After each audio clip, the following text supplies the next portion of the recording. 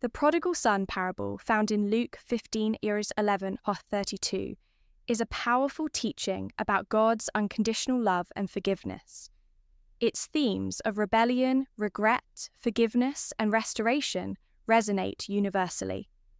The complex dynamics between the father, wayward son, and resentful older brother create a rich tapestry of human emotion and spiritual truth.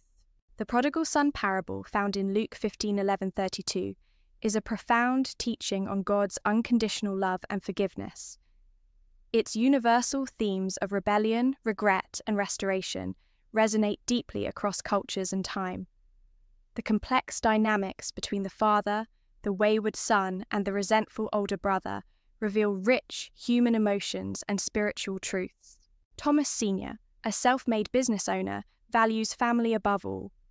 His older son, Thomas Jr., is diligent and rule-bound, often rigid in his loyalty. Jacob, the younger son, is creative and restless, yearning for freedom beyond family constraints. This dynamic sets the stage for a profound exploration of love, freedom, and understanding. Jacob's request for his inheritance shocks the family. To Thomas Sr., it's a painful declaration of valuing wealth over their bond. Yet, he responds with quiet grief, granting Jacob his share. Thomas Jr. is furious, perceiving betrayal and weakness, unable to grasp that love must be freely chosen, not enforced. Jacob swiftly liquidates his assets, converting them to cash, and departs at dawn in his sports car, leaving behind a silent neighborhood. His father remains in the driveway, lost in thought, while Thomas Jr. immerses himself in work, grappling with the void left by Jacob's departure. Jacob immerses himself in a life of luxury, visiting exclusive destinations and sharing his opulent experiences online. His nights are filled with extravagant parties and superficial connections, while lavish spending on designer items and luxury living becomes his norm. Yet, beneath the surface, he grapples with a growing sense of emptiness, lacking genuine relationships and purpose. Thomas Sr. maintains an unwavering hope for Jacob's return. He keeps his phone line open, checks for missed calls, and writes unsent letters filled with love. Each evening, he sits on the porch, watching the road. On Jacob's birthday, he orders his favorite cake, setting a place at the table, despite his older son's concerns. Jacob's financial downfall begins with a global economic collapse, erasing his investments. Lacking financial literacy, he loses everything. His social circle vanishes as his wealth does, leaving him isolated. Evicted from his luxury apartment, Jacob confronts an identity crisis, questioning his worth without material possessions or social status. Jacob, lacking skills, takes a night shift at a fast food restaurant in a rough area. Homeless, he sleeps in a crowded hostel, clinging to his designer suitcase, the last vestige of his past. Experiencing real hunger, he contemplates the discarded food he must throw away, marking a stark contrast to his previous life. During a night shift break, Jacob faces the harsh truth of his life. He recalls his father's respectful treatment of employees, contrasting it with his own dire circumstances. Despite being 8,149 miles away, he decides to return home, not as a son, but as a servant, seeking redemption and purpose. Jacob sells his watch for bus fare, hitchhiking when funds deplete. Hunger and exhaustion accompany him, yet he rehearses his speech to his father. As he nears home, anxiety about his reception grows. Familiar landscapes trigger childhood memories, intensifying his emotional journey. Thomas Sr.'s unwavering faith defies time and skepticism.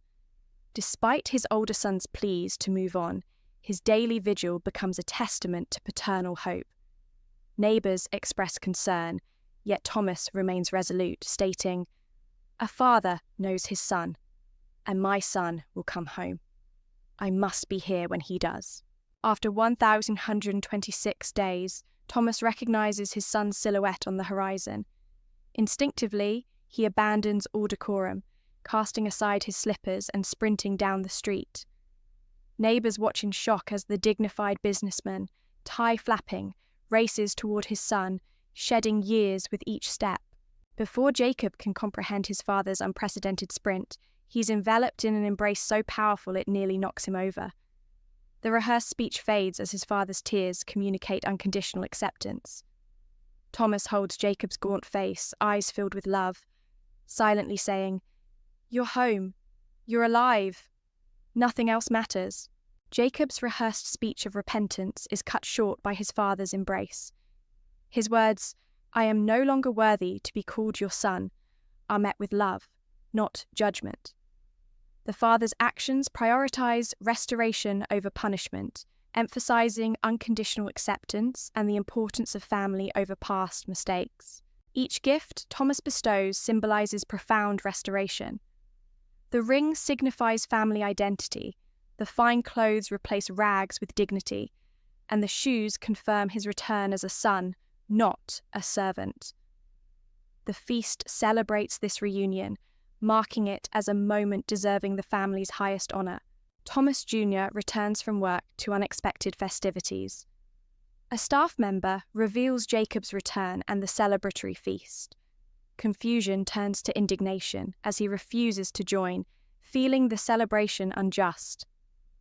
Confronting his father, he expresses years of bitterness. "I've served you faithfully while he squandered your wealth." Thomas Sr. gently pleads with his elder son, emphasizing that his inheritance remains untouched. His joy is not about favoritism, but celebrating the miracle of resurrection. The open ending challenges us. Will we cling to fairness or embrace grace? The Father's love transcends, inviting us to join the celebration of restoration. The Father's love is unwavering, transcending his Son's rebellion and absence. He respects freedom, choosing patient watchfulness over control. When repentance begins, he eagerly closes the gap, meeting his Son with open arms. The return is celebrated extravagantly, mirroring heaven's joy, emphasizing the profound significance of restoration. We all experience separation from love, akin to prodigals. Whether through physical or emotional distance, we've squandered grace, choosing independence over connection. The journey back begins with recognizing our condition and taking the first step home. The Father, ever patient, awaits our return, ready to restore us to our true identity.